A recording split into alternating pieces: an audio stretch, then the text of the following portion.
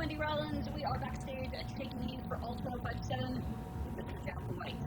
So, I have to start with the cornball question first. Okay. It's maybe before you heard the Star Wars Day. Well, do you have a favorite Star Wars song? Oh man, I don't know. Which is the second one from back in the day? The second one was that Empire Strikes Back? Yeah, I think I'll pick that one. But I don't know if the world should love Star Wars as much as it does. It's become the new Shakespeare for everybody. I think it needs to stop. Now they're like booking all these films and they're doing all these separate. And Everything on the internet has to have a Star Wars version of whatever that is. If it's a meme or a GIF, they have to have this, and then they have to do a Star Wars version of it. And then they're going to break down every character and do an entire movie. It's just guys with laser blasters, and it's not the brain surgery.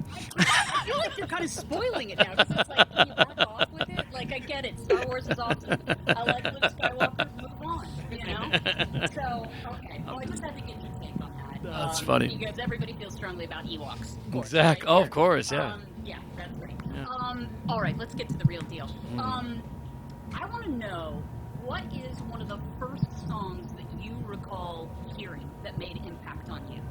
Oh, when I was a kid, the Who, I Can't Explain, and Pictures of Lily. Those two songs had a huge impact on me when I was very little.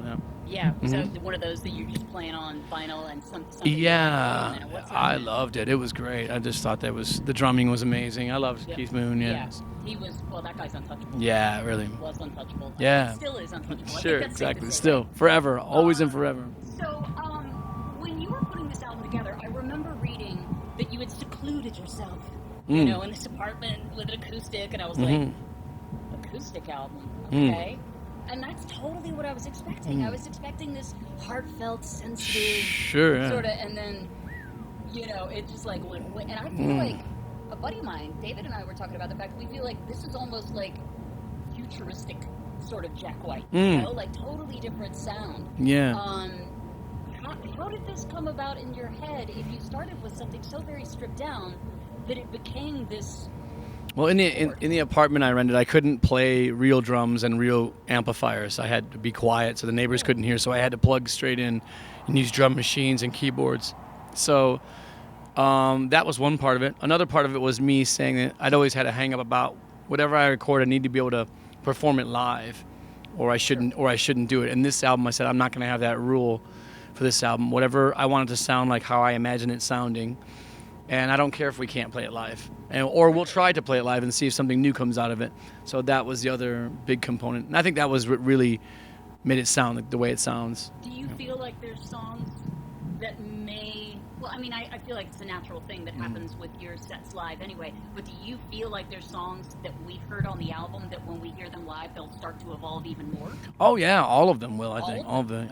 My hope is for all of them, too. Okay. Sometimes songs, you can't play them really any different live. You know, there's certain songs over the years from different projects I've been in that you can basically only play them the way they were written. It's hard to change them without changing the entire scope of it. Right. So some things kind of have to stay in the same neighborhood, but I always hope for songs to take on a new life, and especially how it is right now near the beginning of the touring right now compared to the ending of the touring. I want them to sound very different. You know? And that's something I'm super interested in as well, because, you know, you go see a show, and then maybe you catch them later in the tour on a festival date or something like that, and it's totally fresh. Yes. You know, it's not like, oh yeah, I remember that, I'm gonna go get a beer. You know, right? Like there's something to it. So how did you pick out the band for this particular album? They sort of just came together naturally, but the idea at first was to find people who play on stage live with hip hop acts, because I thought those musicians were a very special sort of talent to be able to reproduce on stage live samples and drum loops and things like that. So it was trying to find people who had played with Kanye and Jay-Z and Kendrick and people like that live, and seeing who was available to record. That was just to record the record. And then once we did that, it was just sort of the people who seemed to feel natural that we could go out on the road together and have a camaraderie. Now, were you listening to some of these artists like Kendrick and stuff like that and became interested in the band, or did you go looking for those style musicians? I wasn't listening to them any more than I'm listening to anything else. I was just I just wanted that type of musician who could play live hip hop music on stage, because I thought that would bring something interesting to the songs I was writing. All right. Well, also in looking at this album and kind of how it's all put together, do you feel like when you're playing something like this live and you bring in stuff from White Stripes, Rockin' Tours, any of the different incarnations, like how does that fit into your set? How are you reading the room? Because I've read you don't have a set list. Correct. Yeah, you just sort of have to feel it out. I mean, it takes a lot of. I tried to learn early on when I was younger, in my early 20s, about reading a crowd and feeling the sort of the showbiz nature of when you should stop and when you should come out and how long you should stay on stage and what kind of things you should relate to people. I think early on I just learned easy tricks, which like, I see another band say, "Can I have some more bass in the monitor, please?" And I say, "All right, I'm never doing that again. I don't like hearing people say that on the mic, and I don't want to hear myself say that." And you say like, "Oh, we have T-shirts and CDs for sale." I'm like, "Okay, I'm not saying that ever again on the mic." And you start learning those kind of things. What not to do is what I learned, and then it goes on and on from there. You just remember those things, and then pretty soon you find you can read a crowd to the point where I think this song will work next, and you just take a stab at it. How do you know what to start with then? You just have to take a good guess. I've seen you come out and I remember one time you opened with Dead Leaves, and I remember literally grabbing onto the dude next to me. I didn't even know who he was, and we both looked at each other and went, so yeah, that's interesting. Now, in all the different, again, incarnations of your music, how do you, do you want to go back to a band? Or do you want to keep, as a solo artist, are you open to another sort of group formation, if you will?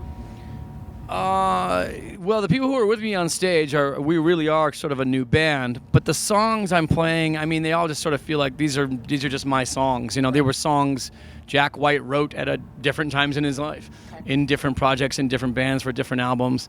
The name of the band, the name of the album, the name of the project, that's all just sort of like, to musicians and to people who are working on them, it's just sort of just something to put on, a label to put on there because you have to.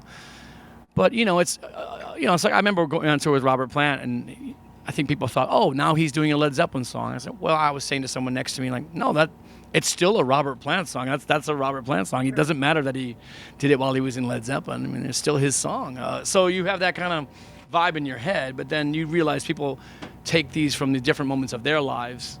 I heard that album when I was 15, or I heard that album when I was 22 on a date with this person.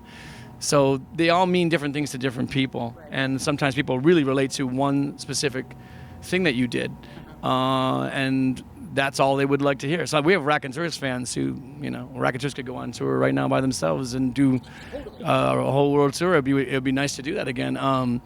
Maybe that'll happen, but it's a nice feeling. I've always started over all from scratch again. Started over with Dead Weather, started over with Rockin' Tours, started over with my solo stuff. I like starting over from scratch and building it back up from nothing.